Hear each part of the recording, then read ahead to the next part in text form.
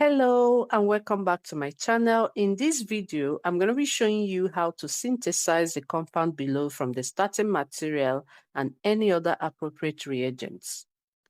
So the first thing we do is to identify the changes that happened between the starting material, which is this ester, and the target compound.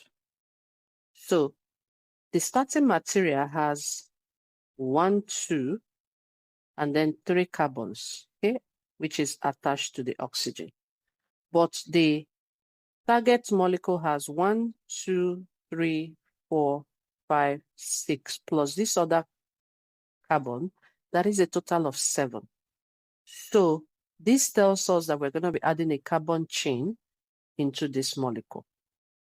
Now I'm going to try to identify these 2 carbons on the target compound, and then the oxygen attached to the carbon, we would also check if it is on the target compound. We can see that there is no OCH3 on the target molecule, so we move on.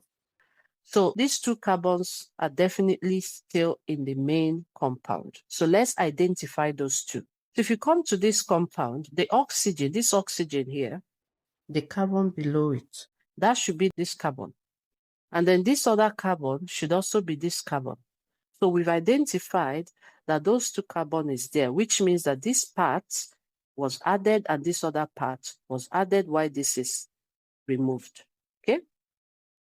Now the next thing we look at is the double bond O. In the final compound, you have OH. That means that the double bond O was reduced to an alcohol.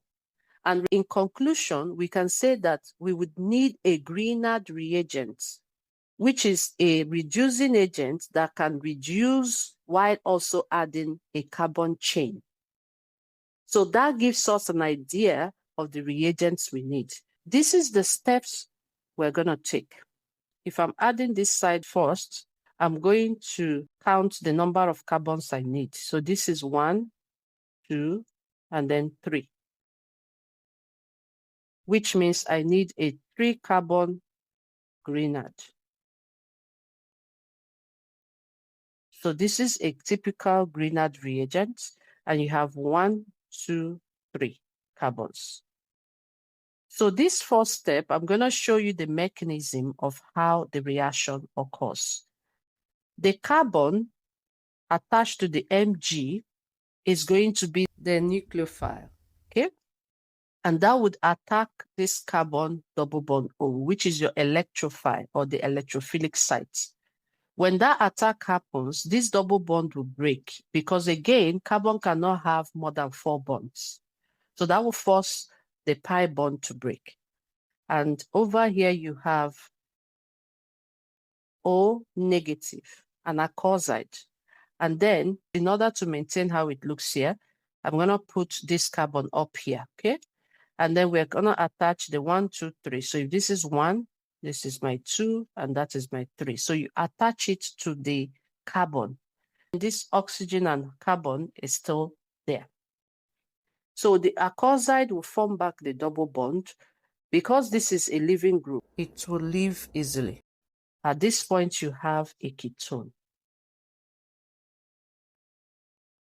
Now, this carbon is the carbon up here.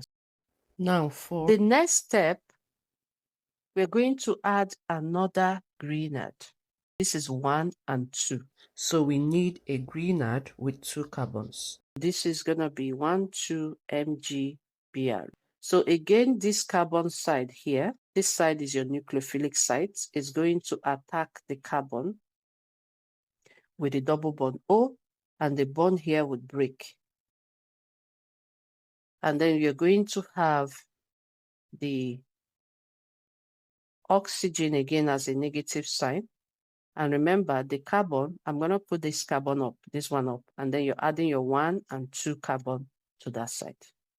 The last step is what we call an acid walk-up, which means the oxygen here is going to be protonated by this acid. So it picks that hydrogen, and on this side, you just have an alcohol and that is how you get the product. Okay, so the synthetic pathway would simply be the double bond O. You're going to put the first reagent, which is your 3-carbon grenade, which will then form the ketone. And then in the second part, you show the 2-carbon grenade reagent with the acid workup. And that gives you the final product. Okay, so that's it. I hope you found this helpful. Thank you so much for watching. Do have a wonderful day. Bye-bye.